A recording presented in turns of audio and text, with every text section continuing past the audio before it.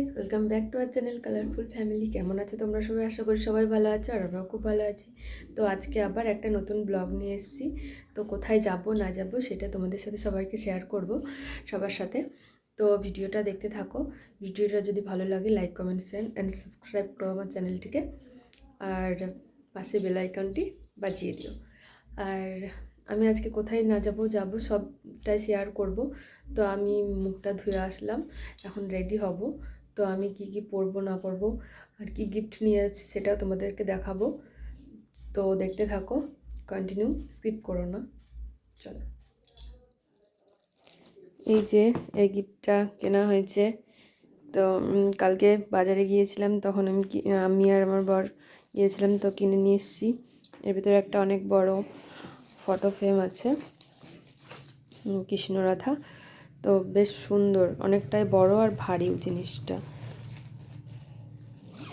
যে তখন কিনেছি অত দেখানো হয়নি। তো এই যে পুরো প্যাকিং করে দিয়েছে এটা। তো এই দেখো, আমি এখানে বের করে রেখেছি শাড়িটা। এই শাড়িটা আর ব্লাউজ সবই বের করে রেখেছি, অরেঞ্জ কালার। তো এই যে দেখো শাড়িটা কেমন, কমেন্ট করে বলো সবাই, জানিও। এই শাড়িটাই পরবো। তো আমি এখন রেডি হই। তো এই যে আমি রেডি হয়ে গিয়েছি। তো আমাকে দেখো, আমার লুকটা কেমন হয়েছে। আমি নিজে নিজেই সেজেছি, কেমন লাগছে কমেন্ট করে জানিও। কেমন হয়েছে আমার সাজটা? পুরো সিম্পলের পুরোই সেজেছি, অত বেশি মেকআপ করিনি। তো আমি একাই সেজেছি। এবার বিয়েবাড়ি যাব, তো চলো দেখা যাক। এই যে বিয়েবাড়ির গেট।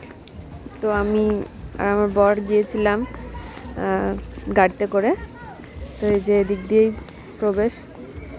তো এদিকটা বিয়ের মণ্ডপ সাজানো হয়েছে, তো আমরা ওদিকেই গিয়েছিলাম প্রথমে। তো এই যে বিয়ের মণ্ডপটা সাজানো,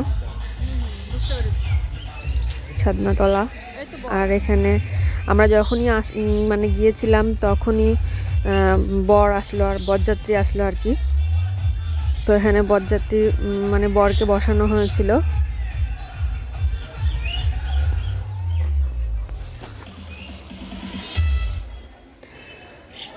ভেতরের ডেকোরেশনটা বেশ ভালোই হয়েছিল, কিন্তু লাইটের একটু প্রবলেম ছিল। লাইটটা একটু কম ছিল, একটু অন্ধকার অন্ধকার, আলোটা কমই ছিল।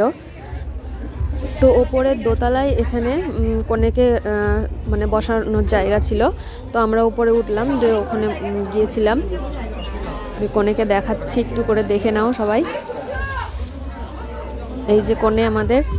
তো আমি গিফটটা দিয়ে চলে আসলাম তখন ওখান থেকে। তো এখানটায় সেই স্টলগুলো ছিল, খাওয়ার স্টল অনেক কিছুই ছিল।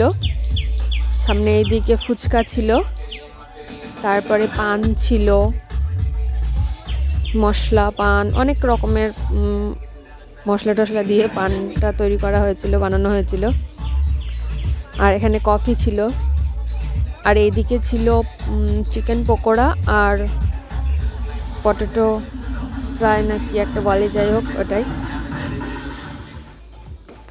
তো এখানে অনেকটাই বাজি ফোটানো হচ্ছিল, আমি অতটা তুলতে পারিনি। তো যেটুকু একটু সম্ভব হয়েছে ওইটুকুই তুলেছি। আর অনেক মানে এখানে সাউন্ড ছিল বক্সের, সেইগুলো অত শোনানো তো সম্ভব না। তো আমি আর আমার বর বললে তো কিছু খাবে না স্টলে, তাও আমি খেলাম জন্য, তো ওর ইচ্ছে হলো মনে হয় খেতে।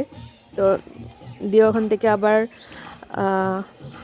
চিকেন পকোড়া এক প্লেট নিয়ে আসলাম, যে ওর জন্য একটা নিয়ে দিলাম। দিয়ে ওখানে দাঁড়িয়ে দাঁড়িয়ে খাচ্ছিলাম আর বাজি ফোটানো দেখছিলাম। এদিকে সব খাওয়া স্টলগুলো বসেছিল। এই যে প্লেটটা দেখিয়ে দিলাম খাওয়ার।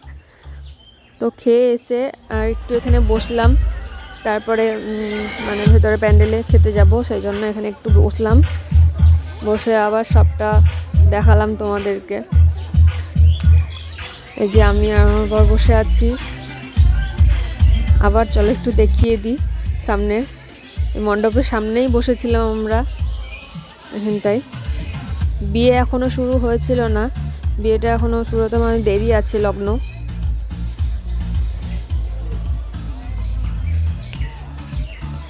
আর এখানে বর বসে আছে বিয়ের অপেক্ষাতে। তো এখানে সব স্টল, খাওয়ার স্টলগুলো যেখানে বসেছিল তার আমরা উল্টো দিকে এই সাইডে বসেছিলাম। তো এবার প্যান্ডেলে যাব খাওয়ার জন্য, তো চলো যাওয়া যাক। তো এখানে দেখো কী কী মেনু মানে করেছে, মিনারেল ওয়াটার, স্যালাড, আলুর চিপস, ফিশ কাটলেট, কাদাবল্লভী, চানা মেটো, ফ্রাইড রাইস, চিলি চিকেন, সাদা ভাত, আরও অনেক কিছু করেছে, অত শোনানো সম্ভব হলো না। বলো। তো এই যে বিয়ের মানে এটা খাওয়ার প্যান্ডেল ছিল। খাওয়ার প্যান্ডেলটা বেশ ভালো, অনেক কিছুই ছিল মেনুতে। তো প্রথম দিকটা আমি একটু দেখিয়ে তারপর আর দেখাতে পারলাম না, দিয়ে চলে আসলাম বাড়িতে। এই যে খাওয়া দাওয়া কমপ্লিট, ঘোরা কমপ্লিট বিয়ে বাড়িতে। তো এখন আমাকে কেমন লাগছে সেটা কমেন্টে জানিও, আর ব্লগটা কেমন হয়েছে সেটা কমেন্ট করে জানিও।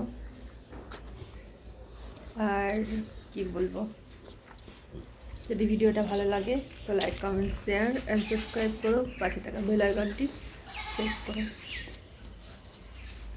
Tata, good night.